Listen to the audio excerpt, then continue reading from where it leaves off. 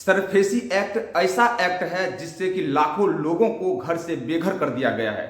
उसकी संपत्ति से उसको बेदखल कर दिया गया है। उसे उसकी संपत्ति जब्त कर ली गई है बैंकों के द्वारा। ऐसी सरफेसी एक्ट की आज मैं काली सच्चाई आप लोगों को बताऊंगा। बहुत सारे लोग हमें मैसेज कर रहे हैं, कॉल कर रहे हैं, कमेंट कर रहे हैं कि सर मेरा घर नीलाम हो गया है, मेरा घर छीन लिया गया है, मेरी संपत्ति जब्त कर ली गई है। वो गोल्ड लोन हो, प्रॉपर्टी लोन हो, बिजनेस लोन हो, गाड़ी लोन हो, किसी भी प्रकार का लोन जो सरफेसी एक्ट के अकॉर्डिंग आता है, यदि इस सरफेसी एक्ट के अकॉर्डिंग आपका भी संपत्ति जब्त कर लिया गया है या आपने लोन ले रखा है, सरफेसी एक्ट के दायरे में वो लोन आता है, तो आपको ये पूरी वीडियो देखनी चाहिए। घर नीलाम हो गया है, आपकी संपत्ति को बैंक वालों ने जब्त कर लिया है, या फिर आप लोन लिए हैं, आपको धमकी दे रहा है सरफेसी एक्ट के रूल्स का हवाले देकर के आपका संपत्ति हम जब्त कर लेंगे, तो आपको ये पूरी वीडियो देखनी चाहिए और समझनी चाहिए कि आप इससे कैसे बच सकते हैं। मैं पूरी जानकारी बताऊंगा। सबसे पहले समझिए कि सरफेसी एक्ट होता क्या है। सरफेसी एक ऐसा एक्ट है, बैंकों को अधिकार दिया गया है भारत सरकार के द्वारा, बैंक को और एनबीएफसी कंपनी को, कि आपके घर को वो बिना कोर्ट गए, आपके घर को, आपके गाड़ी को, आपके दुकान को, आपके सोने को, जिस पे आपने लोन लिया है, उसको बैंक जब्त कर सकती है। यही है सरफेसी एक्ट। अब सवाल आता है, इस लोन में सरफेसी एक्ट के अंदर कौन कौन से लोन आता है और आप इससे कैसे बच सकते हैं, आगे मैं बताऊंगा। लोन दो प्रकार का होता है, एक सिक्योर लोन होता है, एक अनसिक्योर लोन होता है। सिक्योर लोन वो होता है जो लोन लेने के टाइम आपने बैंक को या एनबीएफसी कंपनी को आपने पेपर दिया होगा, या फिर आपने सोना रखा होगा, या फिर मैंने लोन लेने वक्त आपने जो गिरवी रखा है बैंकों के पास एनबीएफसी कंपनी के बाद, वो लोन सिक्योर लोन होता है। जब आप होम लोन लेने जाते हैं तो आपके घर का पेपर आप बैंक वाले जमा करवाते हैं, या चेक आपको जमा करवाएंगे, या फिर आपका दुकान का पेपर आपको जमा करना पड़ेगा, या सोना जाकर जमा करना पड़ेगा। ये सरफेसी एक्ट के अंदर आता है। लेकिन 10 लाख से अधिक हो, बहुत सारे साथी को पता ही नहीं है कि उसका लोन सरफेसी एक्ट के अंदर आता है, सरफेसी एक्ट के बाहर आता है।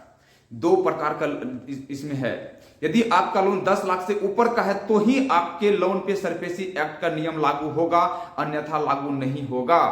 99% लोगों को ये पता ही नहीं है। 5 लाख, 6 लाख, 7 लाख का होम लोन है, कहते कि मेरा बैंक वाले आके कहते सरफेसी एक्ट में आता तुम्हारा घर सील कर देगा। उनको पता ही नहीं है कि बैंक डायरेक्ट आके सील नहीं कर सकती है। वो तब कर सकती है सील जब आपका लोन 10 लाख से अधिक है। उसमें भी कंडीशन क्या क्या मैं बता रहा हूं। यदि आपका लोन सिक्योर लोन है, यदि आप 3 महीने से अधिक टाइम तक जमा नहीं करते हैं, यदि आप 3 महीना जमा नहीं करते हैं, तो सबसे पहले आपका अकाउंट एनपीए होगा। एनपीए होने के बाद आपको वो 13(2) का पहले नोटिस देगा। नोटिस देने के बाद यदि आप जमा नहीं करते हैं तो फिर 13(4) का नोटिस आएगा।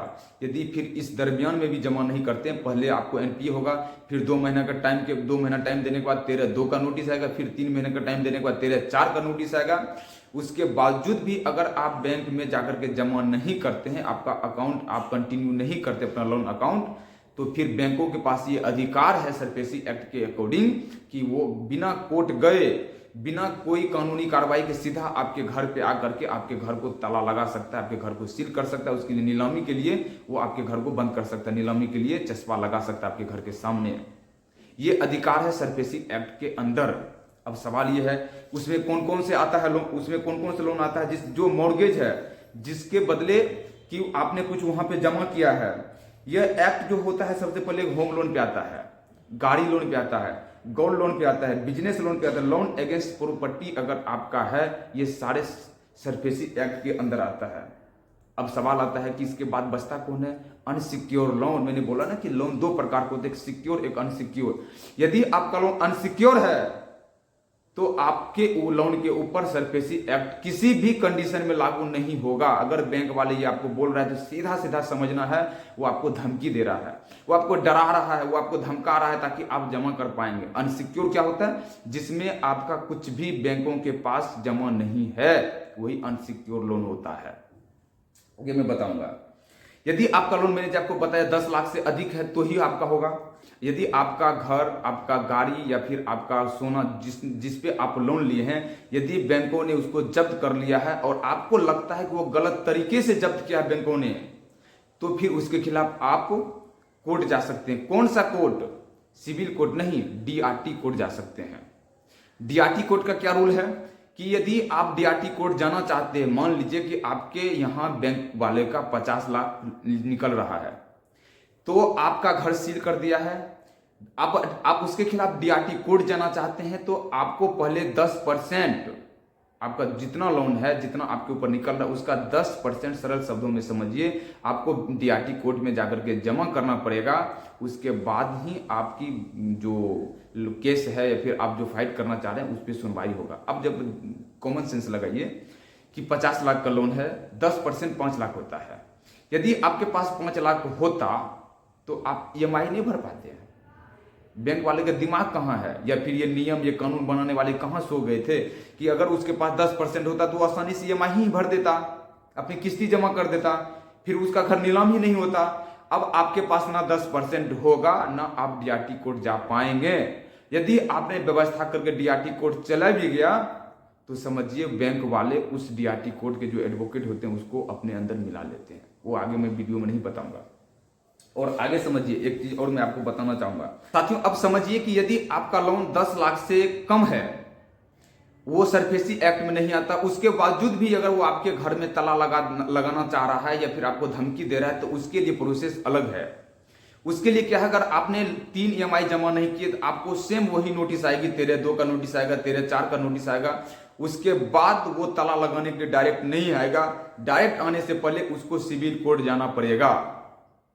जब तक वो सिविल कोर्ट नहीं जाएगा, सिविल कोर्ट जाने के बाद उसको सिविल कोर्ट से बैंक वालों को या एनबीएफसी कंपनी को सिविल कोर्ट से परमिशन लेना पड़ेगा, और ट्रांसफर ऑफ प्रॉपर्टी एक्ट के अकॉर्डिंग उसको एक परमिशन लेना पड़ेगा।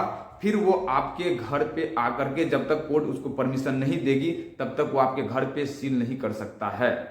जैसे ये मैटर कोर्ट जाएगा, कोर्ट आपको भी बुलाएगी। इसीलिए अगर आपका लोन 10 लाख से कम है तो आप ज्यादा टेंशन मत लीजिए, लेकिन कोशिश कीजिए कि अपना ईएमआई आप टाइम पर भर पाएं। उसके बाद क्या होगा, उसके बाद फिर अगर आप वहां जमा नहीं कर पाते हैं, 10 लाख से कम है, तो आपके पास एक ऑप्शन और है, लोक अदालत का। या तो फिर वो बैंक सिविल कोर्ट जाएगी, सिविल कोर्ट जाने के बाद वहां से आपका निपटारा किया जाएगा, या फिर वो सिविल लोक अदालत के माध्यम से भी आपका पैसा वापस लेने का वो कोशिश करेगी बैंक वाले। तो आपका लोक अदालत में क्या होता है, 15%, 20%, 25%। यदि आपका लोन सिक्योर है, मॉर्गेज लोन है आपका, तो फिर आपको 50%, 60% तक हो जाएगा। यदि अनसिक्योर है तब तो 15%, 20%, 25% पे आराम से लोन सेटलमेंट होता है। तो मोटा मोटी ये समझिए कि यदि आपका लोन होम लोन है, बिजनेस लोन है, प्रॉपर्टी अगेंस्ट लोन है, गोल्ड लोन है या गाड़ी लोन है, जो 10 लाख से अधिक है, वो सरफेसी एक्ट के अकॉर्डिंग आता है।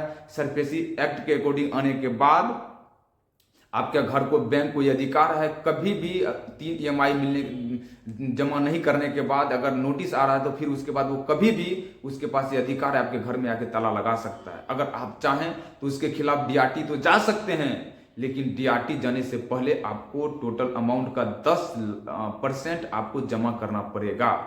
इसीलिए तो अगर जो भी लोग घबरा रहे हैं कि अब मेरा क्या होगा, तो पहले समझिए कि आपका 10 लाख से कम है या ज्यादा है। यदि 10 लाख से ज्यादा है तो कोशिश कीजिए जमा करने का। यदि जमा नहीं कर पा रहे हैं तो एक रास्ता और है कि आप जमा, अगर मान लिया जाए आपकी स्थिति आज खराब हो रही है, फिर अगले महीने से आप जमा नहीं कर पाएंगे, उससे पहले कि आपका अकाउंट एनपीए है, आप बैंक में जाइए। बैंक में जाकर बात कीजिए बैंक के मैनेजर से, उन्हें बताइए कि मेरी आर्थिक स्थिति आज बहुत ज्यादा खराब है। जिस समय हमने लोन लिया था उस समय मेरी आर्थिक स्थिति को देखते हुए आपने मुझे लोन दिया था, मैं भर रहा था, लेकिन अब मेरी स्थिति खराब हो चुकी है, अब मैं नहीं भर पा रहा हूं, मुझे टाइम दिया जाए। जब आप एक एप्लीकेशन लिख करके देंगे और उनसे रिक्वेस्ट करेंगे तो आपको टाइम दे दिया जाएगा। आपको टाइम मिलेगा तो कम से कम उस टाइम पीरियड में आप अपने आप को ठीक कर पाएंगे, अपनी फाइनेंशियल कंडीशन को सुधार पाएंगे, ताकि आपका अकाउंट जो 13(2), 13(4) का नोटिस मिलने के बाद आपका घर सील कर सकता है बैंक, वो आपका घर सील नहीं करेंगे यदि आपका वो एप्लीकेशन स्वीकार कर लिए। ज्यादातर केस में बैंक वाले भी समझदार होते हैं, वो समझ जाते हैं, यदि बशर्ते कि बैंक वाले आपके खिलाफ ना हो। कई केस मैंने देखा है कि बैंक वाले खिलाफ होते हैं, उसके प्रॉपर्टी पे बैंकों की नजर होती है।